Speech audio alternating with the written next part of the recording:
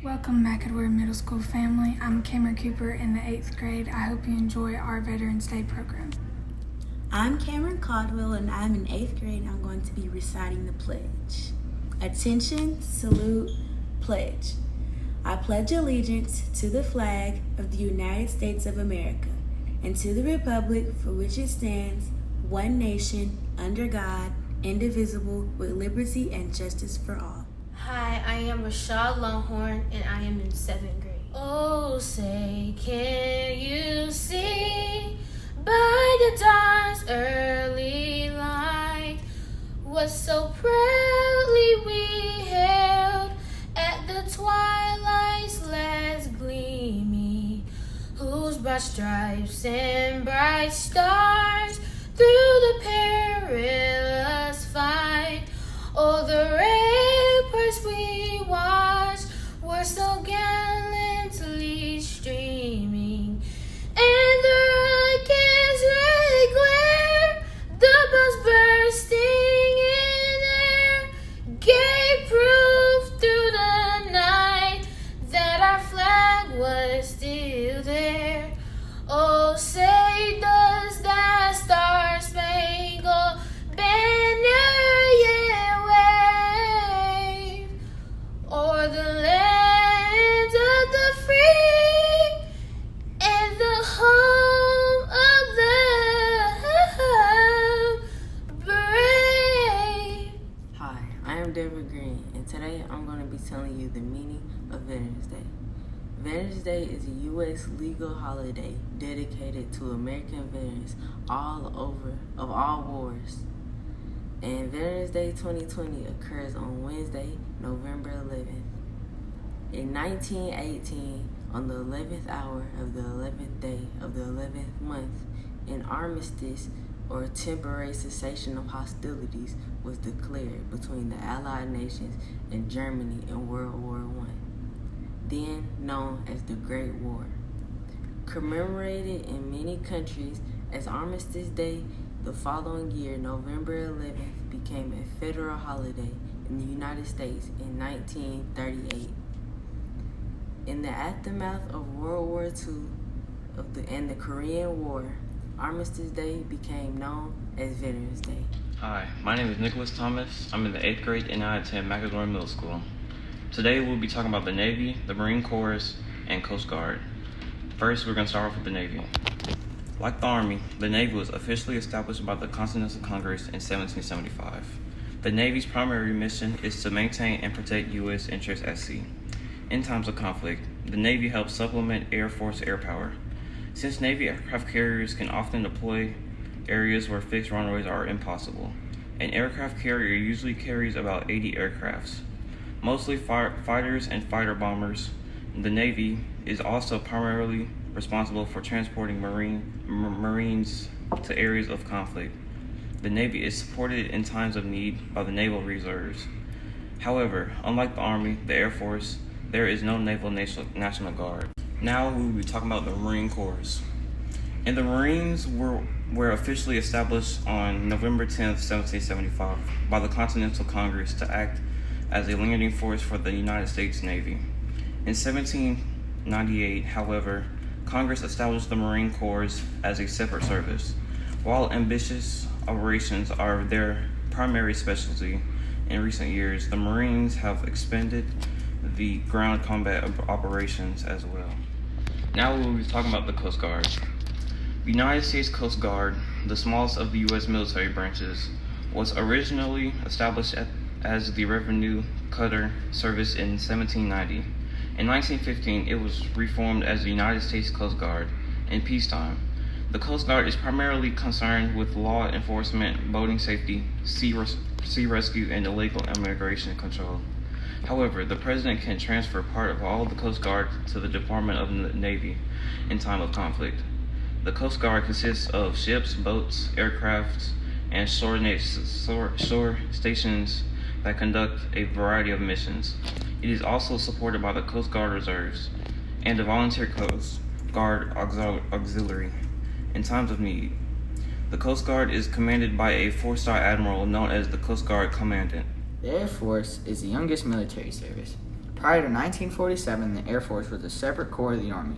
The primary mission of the Army Air Corps was to support Army ground forces. However, World War II showed that air power had much more potential than simply supporting ground troops, so the Air Force was established as a separate service. The primary mission of the Air Force is to defend the U.S. and its interests via air and space. Like the Army, the active duty Air Force is supplemented by the Air Force resources in the Air National Guard. Happy Veterans Day, McAdory Middle School. I am Lieutenant Commander Balin Looney, United States Navy retired. Today, I would like to talk to you about Veterans Day and what it means to be a veteran. I myself am a veteran. I spent 22 and a half years in the Navy, and I've been all around the world, and I've seen a lot of things in defense of our country. Not only am I a veteran, my wife and my 3 children are also veterans. My wife spent 22 years in the Navy as well, and we currently have 3 children who are on active duty. Our oldest child is a Marine officer. He is a logistics officer, currently stationed in Los Angeles, California, as the operations officer for the recruiting district out there. It means his job is to help new people join the Marine Corps. Our middle child is currently on board the USS Mesa Verde. That's a ship. He's a surface warfare officer. Means his job is to be prepared to take the ship to war. He is currently stationed in Norfolk, Virginia, and not only is he on active duty, but his fiance is also on active duty. She too is a Naval Academy graduate.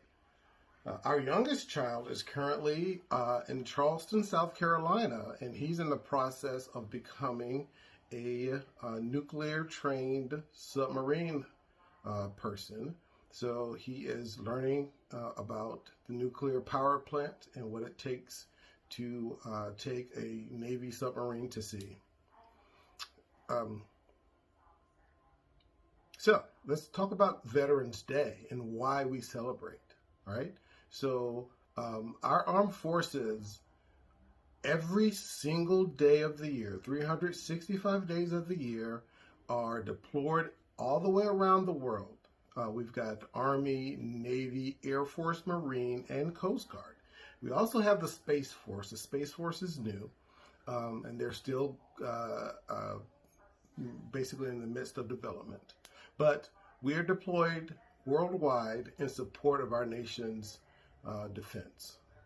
I've spent time in the Middle East, as has my oldest son, Jordan, the Marine. My middle son, Joshua, has also spent time in the Middle East on board the Navy ship. And currently, I serve as a federal employee where I have traveled worldwide in support of our nation's defense. So what I'm going to do next is kind of give you a small walk around my office here at home and point out some of the things and some of the places I've been and some of the things that I've done while on active duty. Okay, as I mentioned before, the display on the top is called a shadow box. So after having served 22 plus years in the Navy, I obtained the rank of Lieutenant Commander, which is an 04 in the Navy. This display shows each of the pay grades that I earned while I was on active duty.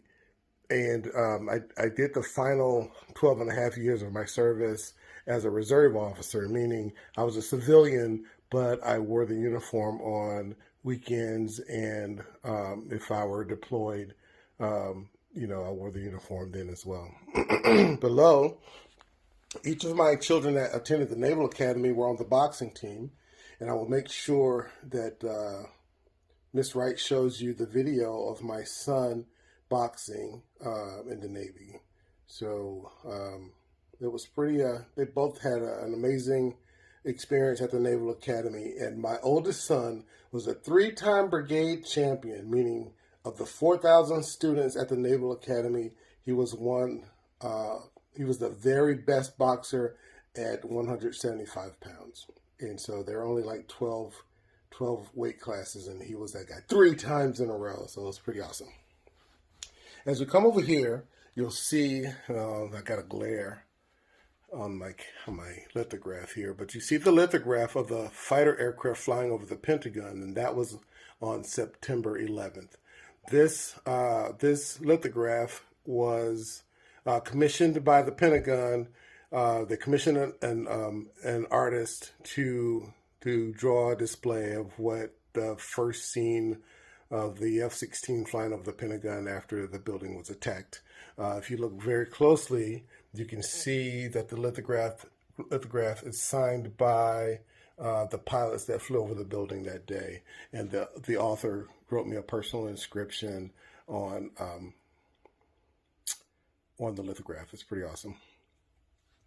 This image here was from the office, one of the offices where I served as a desk officer at the Pentagon in the Alert Center. And it's all signed by all of my friends that were on the watch floor with me at the time. These other pictures are images of me at the War College with my classmates. All right, so let's go to this display over here. I like to show this one particular piece. This barbed wire is a piece of the barbed wire fence that separates North and South Korea. The DMZ that you see on the plaque there is the militarized zone. And this is an actual piece of the barbed wire that separates North and South Korea.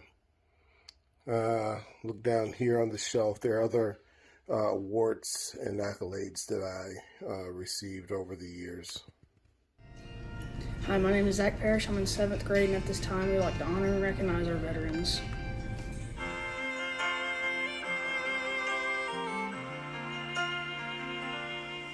If tomorrow all the things were gone, I'd work for all my life, and I had to start again with just my children and my wife. I thank my lucky stars to be living here today, 'cause the flag still stands for freedom, and they can't take that away. And I'm proud to be an American. If someone has done military service, they earn the title veteran and more. They earn our deep respect and admiration. That they are special, no one can ignore. They sacrifice the comforts we enjoy. The list is long of things they gave. Our veterans are extraordinary people. They're loyal, dedicated, true, and brave. When terror and invasion were real threats, they showed us they could handle any storm. We owe our freedom and our very lives to our veterans who serve in uniform. Our veterans should be celebrities. They're exceptional, no other group compares. We're grateful for the many things they gave. They're always in our hearts and in our prayers. We owe our veterans support and friendship. Let no one ever question their worth. These men and women served us and our country, our veterans, the very best on earth. Hi, my name is Jose. I'm in the 8th grade. I hope you enjoy watching the Virtual Veterans Day program. Hi, I'm Addison Gwynn. I hope you enjoyed watching our Virtual Veterans Day program. Now you know what a veteran is, how they served our country, and what freedom is.